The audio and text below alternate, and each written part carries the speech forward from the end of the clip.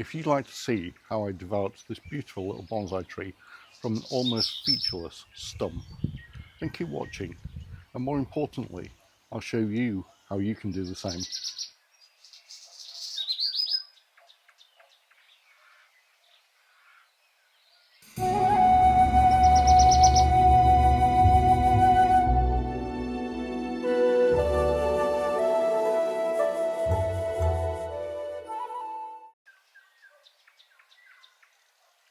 This tree is my hornbeam stumpy tree, and it was initially a tree which I found in the bargain section at the local garden centre, and I paid about £6 for it, and the tree at that point was 7 foot tall. I brought it home and I immediately reduced that down significantly to a stump of about 6 inches tall. I did that major trunk chop just below a bud.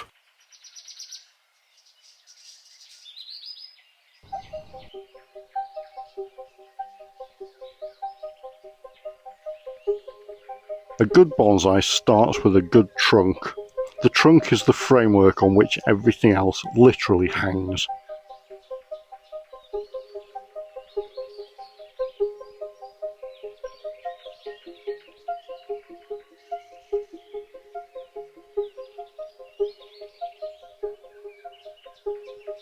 Nabari.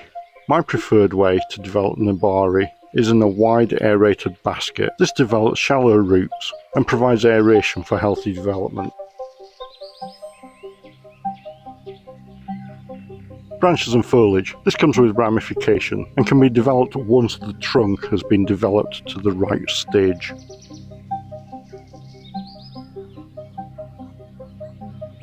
Branches and ramification can be built or rebuilt in a short number of growing seasons.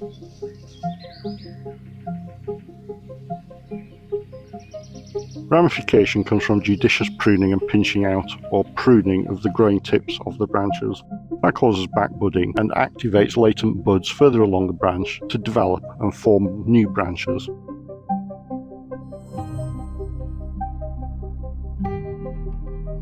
It causes a continual subdivision along the branches.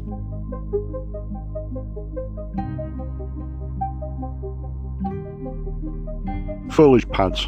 These are a final step in refinement. Once you've got the trunk and you've developed the branches, you can then worry about placement of the foliage.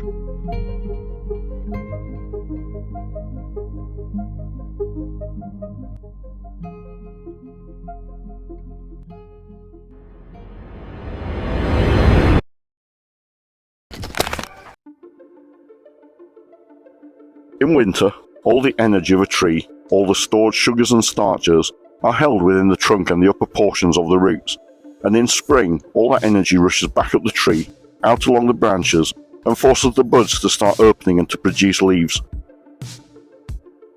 By performing a severe cut or radical trunk chop in early spring, that forces the stored energy, when it rushes back up the tree, to start forming new branches and buds at the cut site. And that's exactly what I've done with the tree here. It was effectively a featureless stump, but that energy rushing up the tree caused it to put out new buds and new branches, and that is what has enabled me to develop the branching on the tree and to create the bonsai in training that you see in front of you now.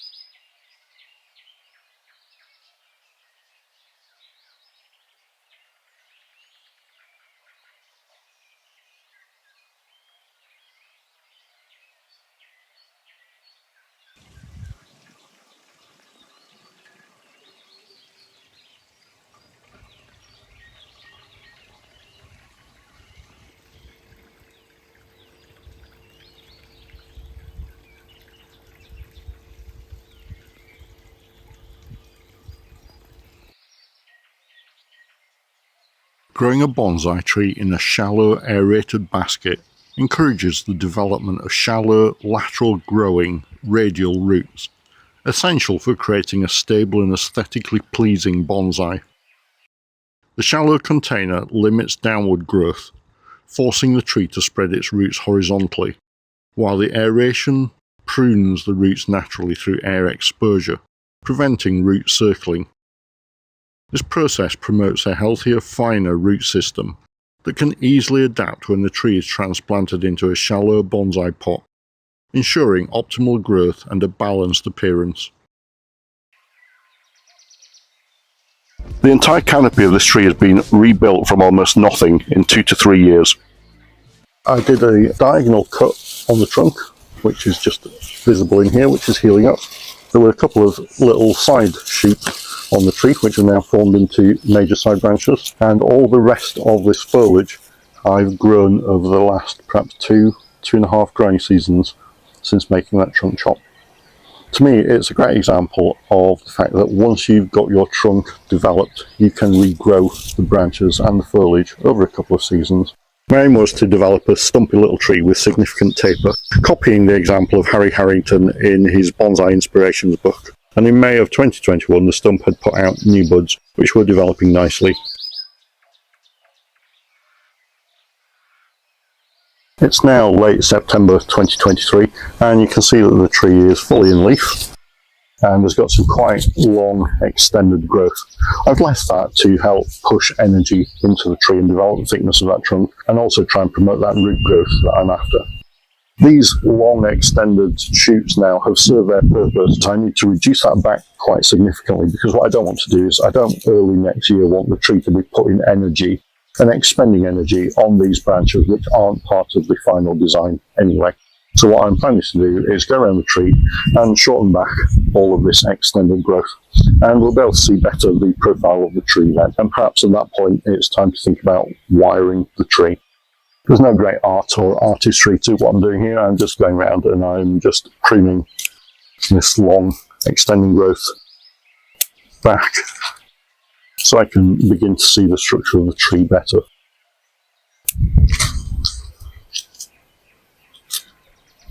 I'm treating this exercise via directional pruning, so deciding which side of the growth I want to keep a bud. Hornbeams, like beech, grow with opposing leaves, and so if I were to cut at this point, I would get the branch to continue out in that direction, and if I was to cut below this point, I would get the branch to come out in that direction. So I'm just bearing that in mind as I go around the tree trimming. You can see as that we're approaching autumn, I'm now getting some dead and dry leaves on there.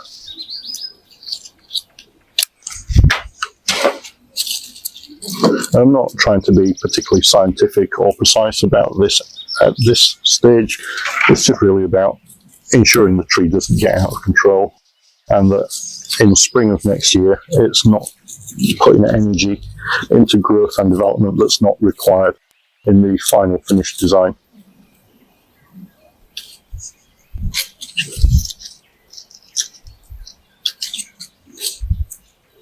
And we're going to get rid of this long extending growth up here and trim that quite hard back. So I've got a huge long shoot there that I've removed, and there's a couple more further down where I'm doing the same. And hornbeam will tolerate quite hard pruning. At this point I've got this long extending growth coming out here. I've also got another branch which is forming and running almost parallel underneath that, and what I can do is when I come to wire, I can just wire that out to the side, so I get more of a sort of V-shaped junction rather than two branches immediately underneath each other. I'm just going to trim that back a little, and also the branch above.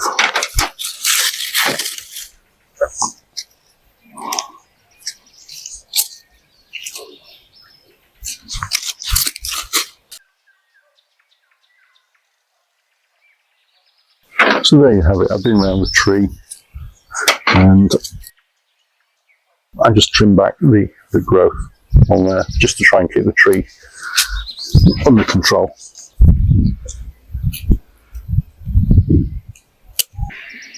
My plan now is to minimally apply some wiring just to perhaps bring some of those branches down and also position a couple of those.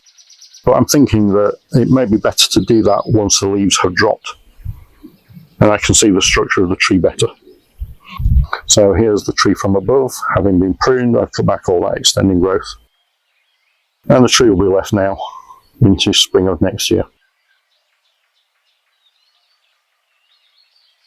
All of this branching has been developed subsequent to the major trunk chop, and you can see the trunk chop in there. And the cambium is rolling in on that and healing up quite nicely. And you can see we've got the beginnings of ramification branches and secondary branches on there. And I just need to refine that and position those going forward.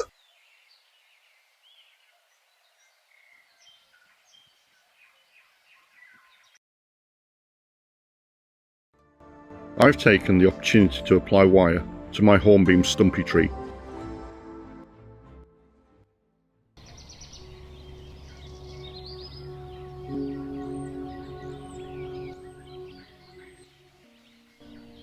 This is the tree that I like to refer to as my hornbeam stumpy.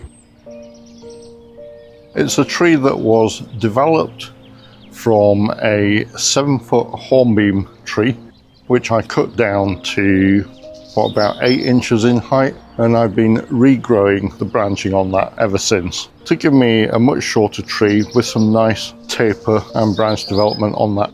During early winter, late autumn of last year, once the tree had lost leaves, I went through the process of wiring all of these branches in a more downward aspect to give the tree a better impression of age. I'm really quite happy with the way that this is looking and developing.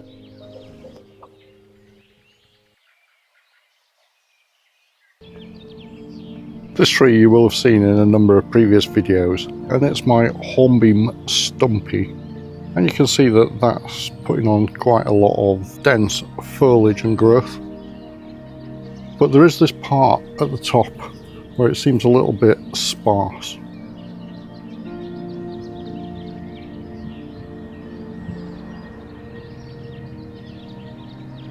I put some wire on this in winter to shape the branches and bring those in a more downward aspect in the tree.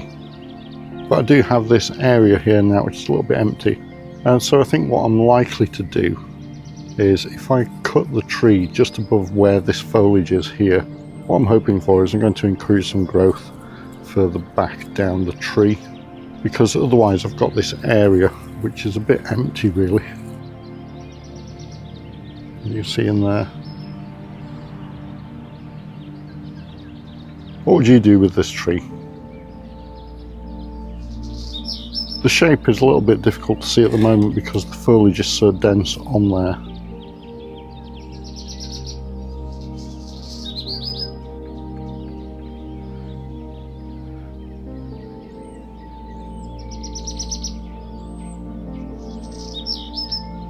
You see we've got growth extending out there.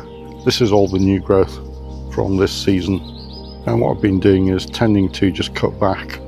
If I cut back the ends, the growing tips of these, that will encourage these buds further back to then spring out and helps with the ramification of the tree.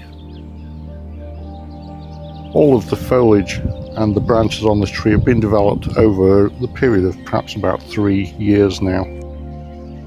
So 3 years ago this was just a featureless stump with no branches or foliage on it whatsoever, and what you see here now has been grown in that period of time.